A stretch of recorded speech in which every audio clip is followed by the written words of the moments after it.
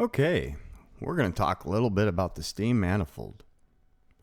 Up here and down here, it shows us that neither paper machine is dealing with a sheet break.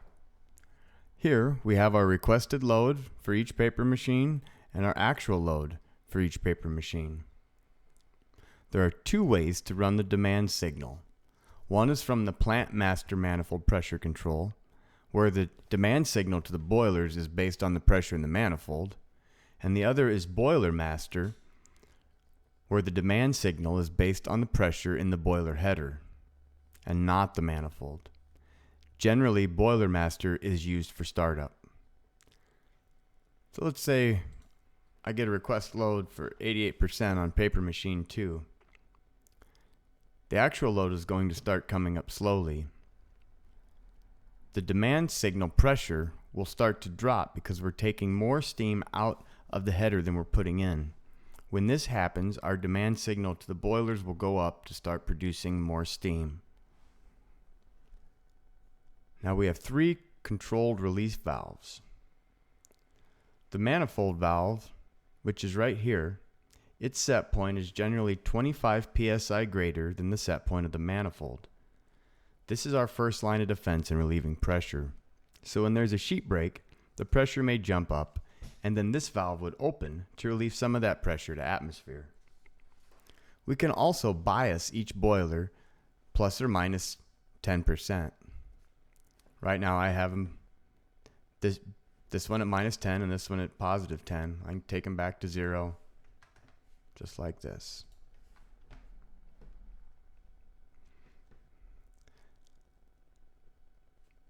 These are our main steam valves, 1016 and 1116.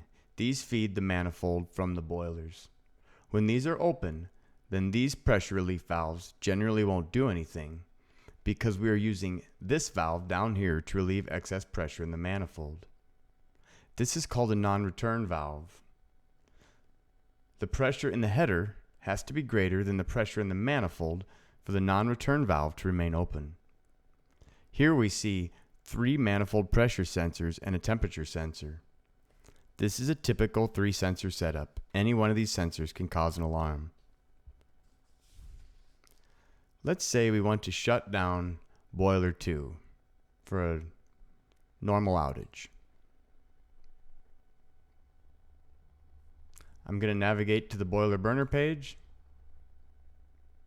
and I'm going to select hot standby.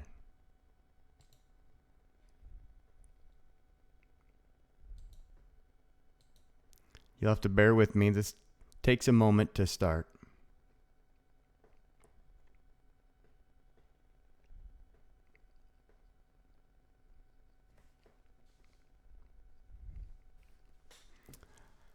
Hot standby will turn off the main gas burner and just keep the stabilizing fuel on at minimum to keep the boiler warm.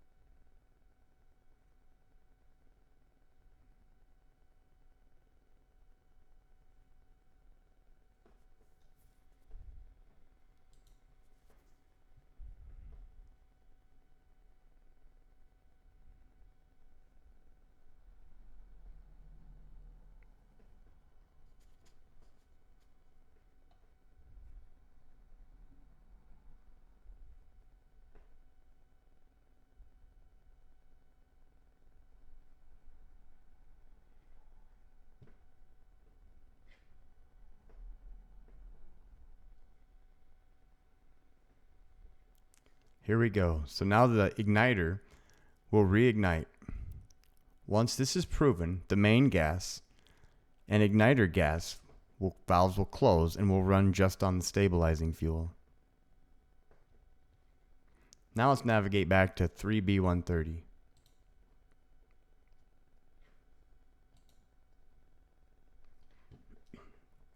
You'll see down here now it tells us that we're in hot standby mode. The pressure is dropped, so we're not providing anything forward. Now we can go ahead and open this valve. We'll put it in manual mode. Open it 50%. Now we can close the main steam valve.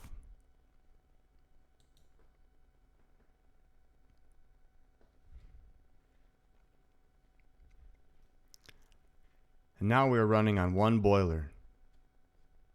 One boiler is not quite big enough to run both paper machines at full load, so we have to take our requested load down a little. So let's say 70 and 70.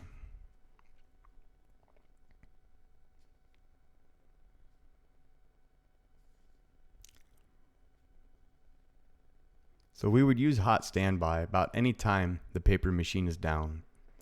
Although it's not really producing steam of any significance, this will help keep the efficiencies up and we'll have a faster startup. So now we're ready to bring the boiler back online. Let's navigate back to its burner page.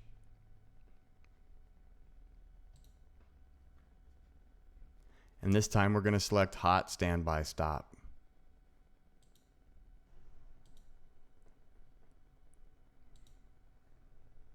This will relight the igniter and restart the main gas. Now we're going back to our manifold page. We have to wait for release to modulation, but you'll see it's already up to operating temperature and operating pressure because we used hot standby. If it was a cold start, we would have a big warm-up curve. Once it's been at operating temperature for about 60 seconds, we will get a release from modulation from the boiler master.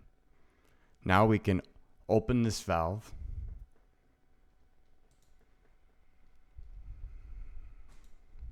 and close this valve. And we'll put it back in cascade. Thank you very much.